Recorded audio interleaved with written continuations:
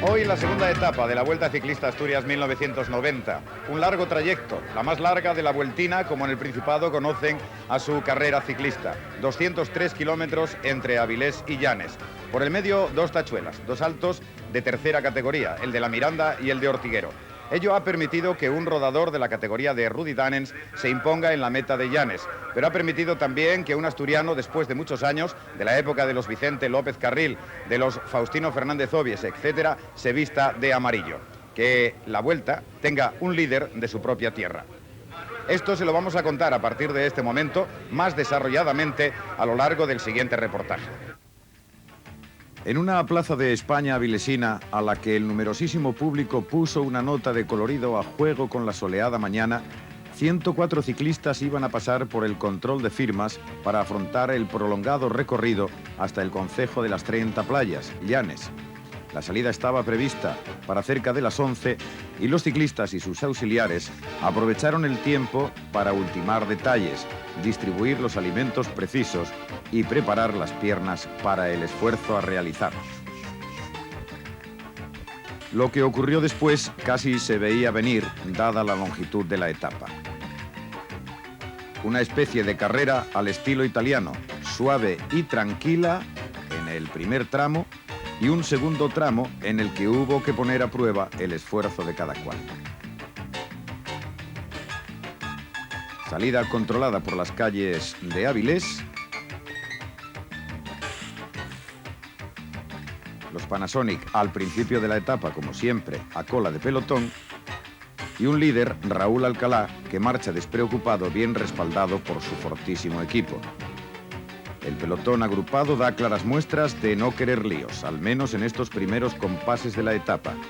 Ello, esa marcha lenta, propicia la charla y el buen humor. El ritmo es de paseo y siempre se agradece el ahorro de energías. El primer obstáculo de la jornada es el Alto de la Miranda, de tercera categoría. El piso es bueno y las rampas fáciles. No son, pues, kilómetros propicios para el despegue y la subida se realiza a tren y con todo el pelotón perfectamente agrupado.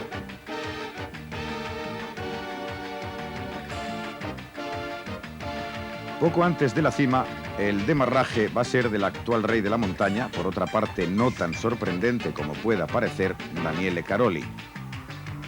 Los puertos, por el momento, insistimos, carecen de dificultades.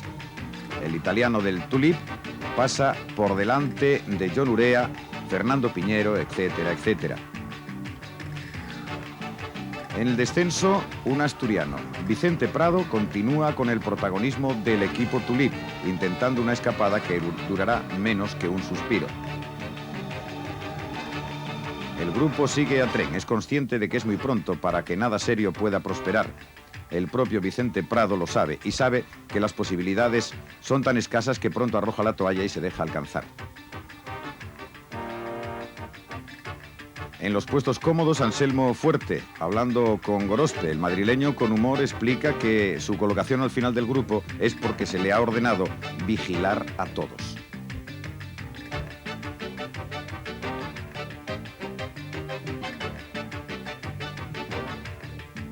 Ahí tienen a Noel Segers, protagonista por unos segundos en la etapa de ayer. En el pelotón, como se ve, sigue la calma chicha y el paso de auténticos cicloturistas. 32 kilómetros en la primera hora y más de un cuarto de hora de retraso. Iñaki Gastón tiene que sustituir su bicicleta. Hoy ha sido un día de averías, como podrán ver. El siguiente es Mateo Hermans. El sillín de su bici es el problema que se resuelve en un santiamén. Y de nuevo todos agrupados, disfrutando del sol y de las suaves temperaturas primaverales, cubren los kilómetros poco a poco camino de Pola de Siero. Algunos abanicos antes de la meta volante de esta localidad. Udo Bols, sin embargo, no va a poder con otro Tulip, Stefan Guay, que le gana bajo la pancarta polesa.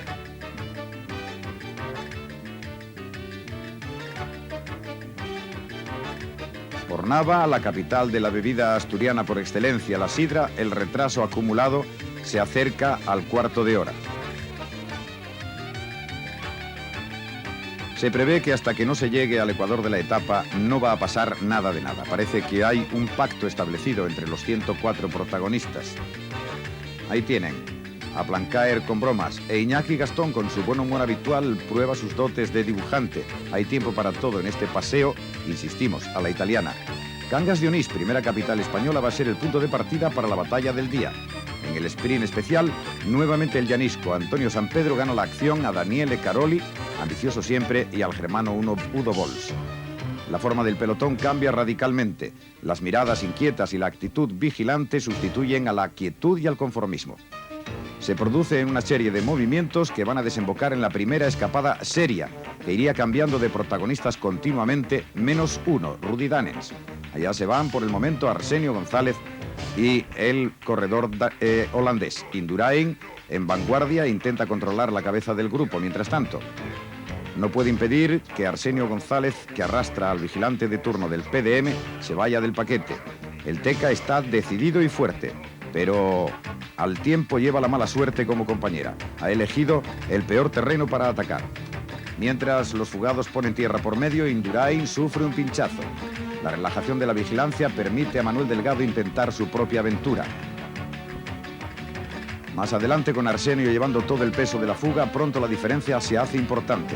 Por el kilómetro 105 es de 1 minuto 15 segundos sobre Delgado y de 2:50 sobre el pelotón. Es el puerto de montaña de Ortiguero. Arsenio González y Rudi Danes, pese al ascenso, mantienen sus diferencias. Manuel Delgado, último en la Vuelta a España, logra sin embargo acercarse a los fugados. Por delante en el descenso empiezan los problemas para el corredor del Teca. Una biela parece que no responde a su pedalada y el coche auxiliar no lleva una bicicleta a la medida. El de González Linares, más atrás, no puede adelantar al pelotón. Finalmente la desgracia de Arsenio se concreta. En este momento, cuando ya había cumplido el peligroso descenso hacia Cabrales, el pedal se rompe. Justo cuando se baja de la bici, Delgado supera a un desilusionado Arsenio González, que ha sido indudablemente el primer protagonista de la jornada. El pelotón cruza el Alto con cerca de 3 minutos sobre los que pasaron en cabeza. Manuel Jorge Domínguez, que se escapó en la bajada, supera también a un desesperado Arsenio, que se ve forzado a esperar la llegada del pelotón con el que viaja su director con la máquina de repuesto precisa. En efecto, por delante, mientras tanto, el PDM y el Mavisa establecen contacto cerca de Carreña de Cabrales. Danes cumpliendo con su labor de doméstico, pese a que se trata de uno de los corredores mejor clasificados en la Copa del Mundo. Segundo en la Vuelta a Flandres, cuarto en la Lieja-Bastogne-Lieja y noveno en la París-Roubaix. Domínguez rebaja diferencias a marchas forzadas, mientras el pelotón parece adormilarse de nuevo. Danes pasa solo con escasos metros sobre Manuel Delgado por el sprint especial de Arenas de Cabrales. Ahí tienen al pelotón, que no parece preocupado en absoluto. Domínguez sigue en su esfuerzo de captura, que se produce finalmente poco antes de Panes, en el límite del Principado de Asturias con Cantabria. Una vez unidos, la historia continúa. Tiran los dos españoles. El PDM se dedica a aprovechar el esfuerzo y a dejarse llevar. De cualquier manera, obtiene provecho, pase lo que pase.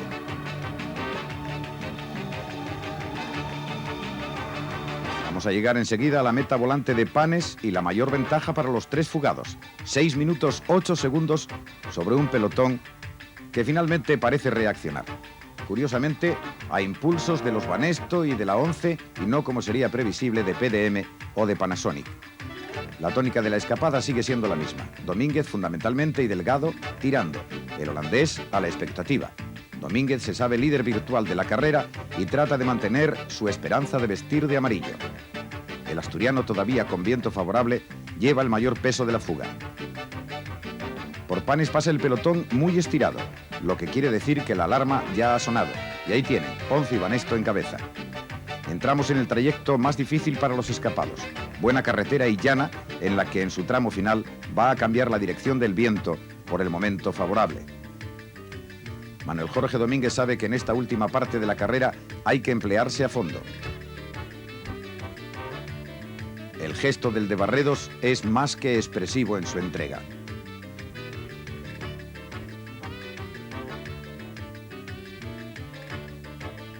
Están a punto de cumplirse los 200 kilómetros de la etapa. Por detrás, Panasonic, Buchler, Banesto y 11 reducen distancias.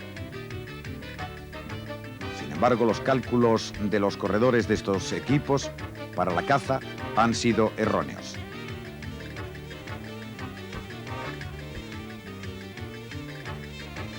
En efecto, al paso por Vidiago, muy cerca del primer paso por Llanes, la diferencia es esta: 3 minutos 48 segundos. Es la última parte de la etapa. Por la general a Santander, tras pasar Llanes, el viento sopla de cara y obliga a este estiramiento del grupo principal. Pese a la reducción de su ventaja, la fuga está a punto de terminar con éxito. Es el momento de mayor peligro para Domínguez, dado que Danens está con todas sus fuerzas intactas. En las calles llanescas, en efecto, el holandés ataca de lejos. Y van a ver con qué facilidad gana a sus dos compañeros, a sus dos agotados compañeros de escapada. En la repetición vamos a ver esa facilidad con la que Rudy Danens se anota su primera victoria personal en los 2 últimos años. Como se suele decir, primero Arsenio y después Delgado y Domínguez le han traído en coche, en carroza de lujo, diríamos más bien. El pelotón con su enemigo ocasional de ayer, Jelle Nikdan, enemigo personal queremos decir de Manuel Jorge Domínguez, llega 1 minuto 4 segundos después. Domínguez es el nuevo líder de la carrera. Por el momento su equipo, el Tully Computers, lo acapara casi todo. Lo que